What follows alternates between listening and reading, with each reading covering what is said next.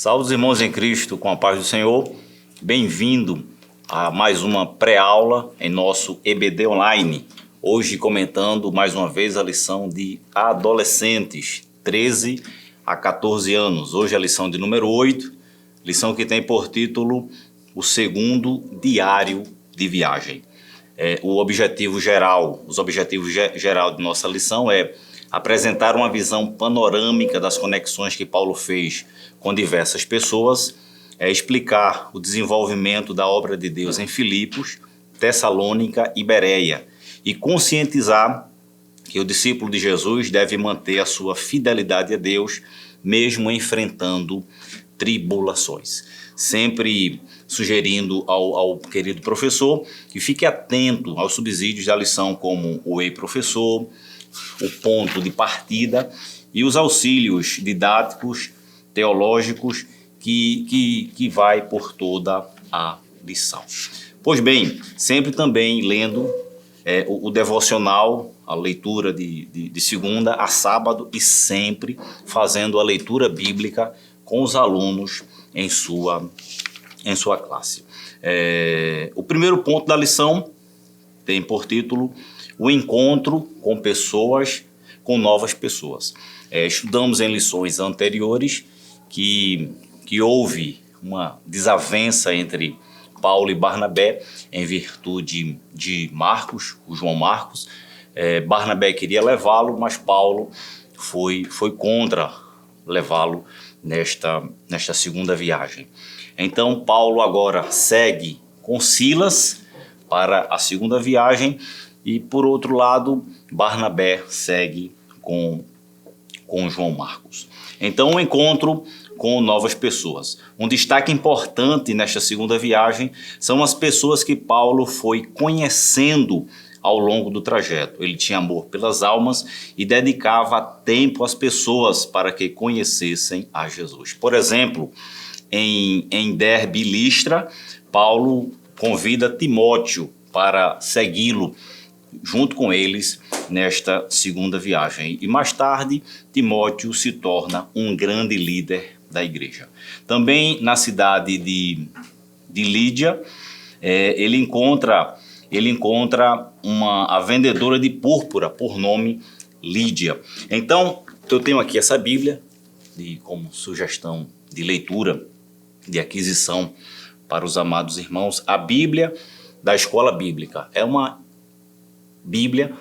importante ferramenta voltada exclusivamente para a escola bíblica dominical. Da criança ao adulto, está aqui uma temática totalmente voltada para a escola bíblica dominical. Se você puder adquirir, será uma bênção. Ele traz uma explicação muito interessante sobre Lídia, porque pode surgir alguma dúvida do seu aluno.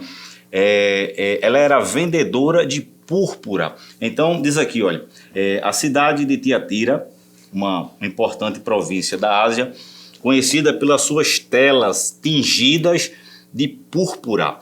Era uma tinta muito cara extraída de certos moluscos. Eu também trouxe aqui uma informação sobre Lídia.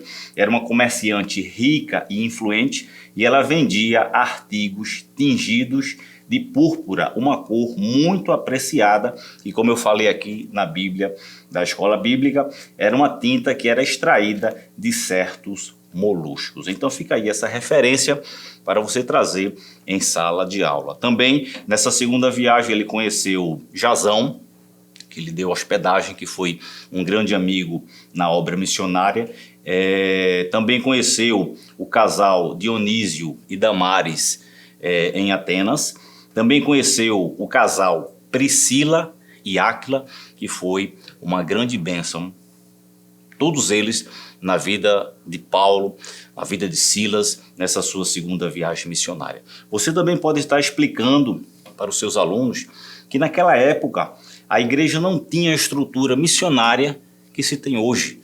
Se tem todo um aparato, toda uma cobertura para apoiar o envio das famílias para o campo missionário. E naquela época eles dependiam muito da hospitalidade dos irmãos. Então essas amizades que Paulo fazia através de suas viagens missionárias lhe proporcionaram hospedagem, sustento, e todos eles foram uma bênção na vida de Paulo em todas as suas viagens missionárias. Esse é o primeiro ponto da lição. O segundo ponto da lição vai falar acerca de sua parada em Filipos. Você pode estar incentivando os seus alunos a lerem, estudarem toda a segunda viagem missionária do apóstolo Paulo. Está lá em Atos, capítulo 16, capítulo 17 e o capítulo 18 é o que conta a segunda viagem do apóstolo Paulo. Então, o segundo ponto da lição é a parada em Filipos. Também lembrando aos professores que vocês podem estar transmitindo a informação para os seus alunos da grande dependência que o apóstolo Paulo tinha em relação ao Espírito Santo de Deus, a terceira pessoa da Trindade. Por exemplo, em Atos 16:6, ainda na segunda viagem, o Espírito Santo impediu Paulo e Silas de anunciar o evangelho na Ásia. Em Atos 16:7, eles foram impedidos de ir à Bitínia. Em Atos 16:9, Paulo ele tem uma visão, Atos 16:9, uma visão de um varão da Macedônia que lhe roga dizendo: passa a Macedônia e ajuda-nos. Você já pode estar fazendo uma aplicação prática na vida dos alunos acerca da dependência, da orientação do Espírito Santo, não só nas viagens missionárias de Paulo, mas também nos dias de hoje. Você pode estar trazendo a dependência dos jovens, dos adolescentes, em relação ao Espírito Santo, em todas as áreas de suas vidas. Dependa exclusivamente do Espírito Santo em suas vidas. Você pode estar trazendo esta aplicação prática para todos os adolescentes. Na segunda viagem missionária, ele vai para Filipos e lá acontece aquela passagem, aquela maravilhosa passagem, quando Paulo e Silas encontraram uma mulher, uma escrava. Ela tinha um espírito de adivinhação, e toda vez que Paulo e Silas passavam, ela gritava: estão aí, olha, os servos do Deus Altíssimo estão anunciando o caminho da salvação. E toda vez que Paulo e Silas passavam por ali, ela gritava essa frase. Isso foi incomodando o apóstolo Paulo, e ele, movido pelo discernimento de Deus na sua vida, pela orientação de Deus, ele observa que aquilo ali era um espírito maligno na vida daquela mulher, e repreende aquele espírito, expulsa aquele espírito. Mas os donos, observe só, ela era uma escrava, ela tinha proprietários, e aquela mulher com aquele espírito de adivinhação trazia muito lucro aos seus senhores. Então, quando Paulo, em nome do Senhor, repreende aquele espírito, aquela fonte de lucro daqueles homens termina, porque o espírito foi repreendido, trazendo liberdade para aquela vida. Mas aqueles homens fizeram, olha, um barulho tão grande, uma confusão tão grande, que Paulo e Silas foram presos. Você pode estar lendo aí em Atos capítulo 16, a partir do versículo 9. Também é nesse capítulo que ele tem um encontro com Lídia, a vendedora de púrpura, que ele traz liberdade para aquela mulher, e por isso eles são presos. Eles são presos, eles são açoitados com varas, e observe que eles são encarcerados e são acorrentados, mas perto da meia-noite, eles cantavam e oravam. Você pode estar conferindo essa passagem em Atos, capítulo 16, a partir do versículo 25. Perto da meia-noite, Paulo e Silas oravam e cantavam hinos a Deus, e os outros presos os escutavam. Você pode estar trazendo esta aplicação prática.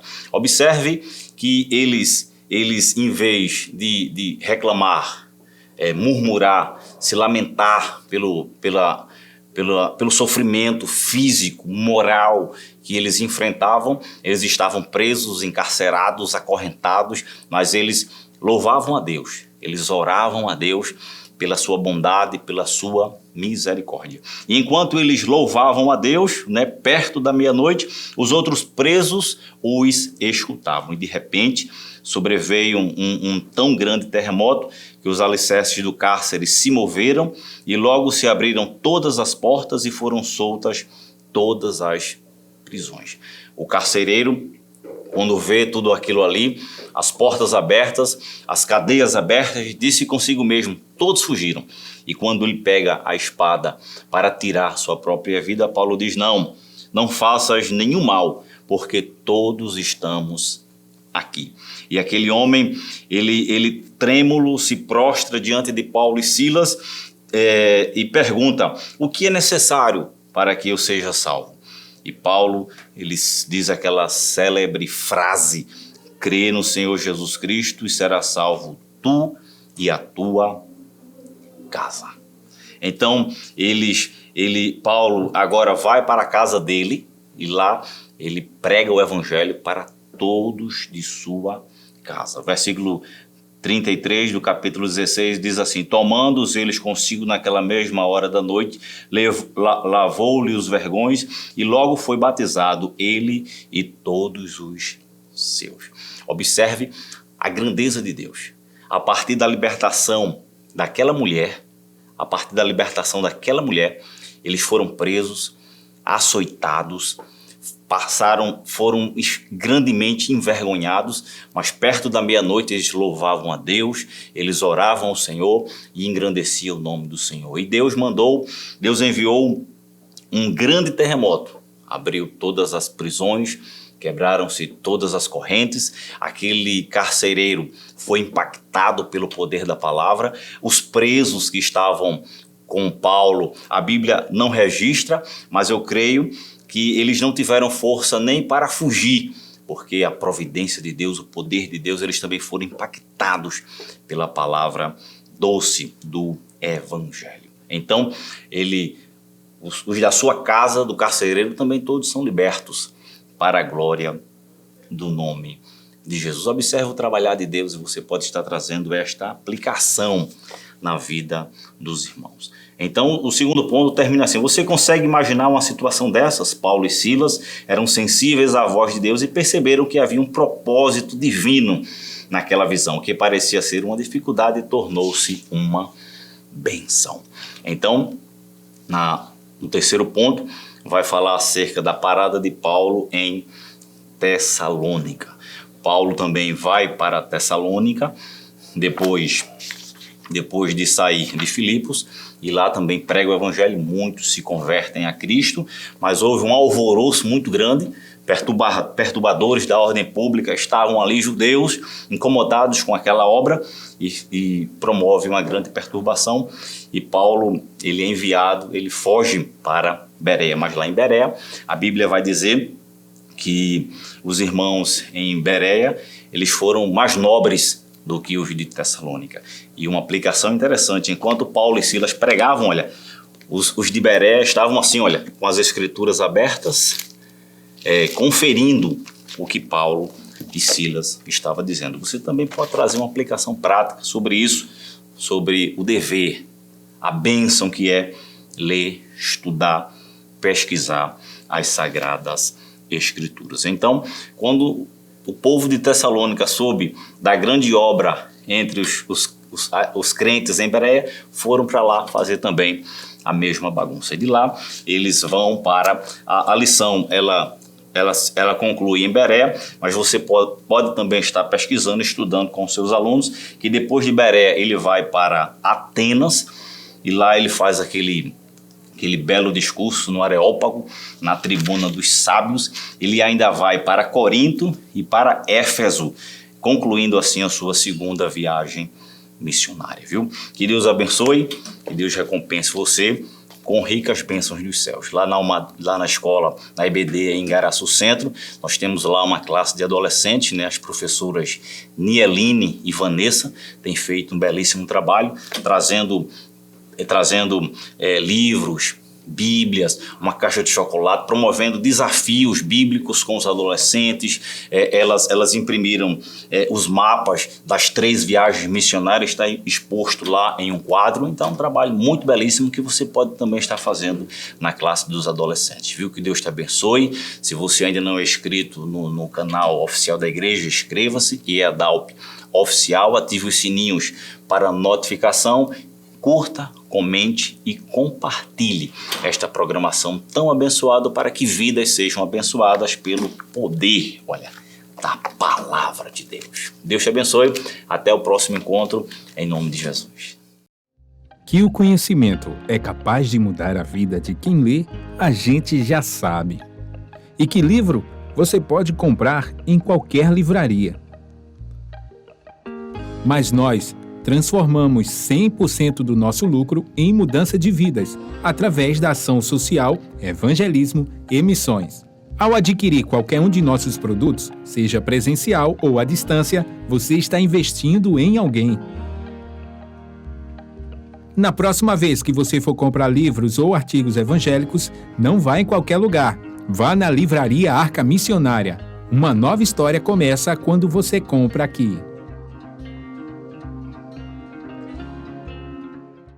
Agora você pode fazer a sua contribuição através do Pix, uma operação rápida, segura e sem custos. Abra o aplicativo do seu banco, clique na opção Pix e em seguida vá na opção Transferência.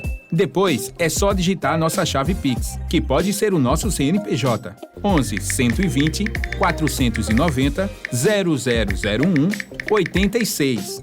Nosso e-mail contribua@eadalp.org.br ou nosso celular 81-98883-2755. Verifique se a contribuição é para a Igreja Evangélica Assembleia de Deus em Abreu Lima, Pernambuco. Confirme a transferência e depois siga o procedimento do seu banco. Anote nossas chaves Pix para não esquecer. CNPJ 11 120 490 0001 86. E-mail contribua@iadalp.org.br. Celular 81-98883-2755. Você está contribuindo para o crescimento da obra de Deus.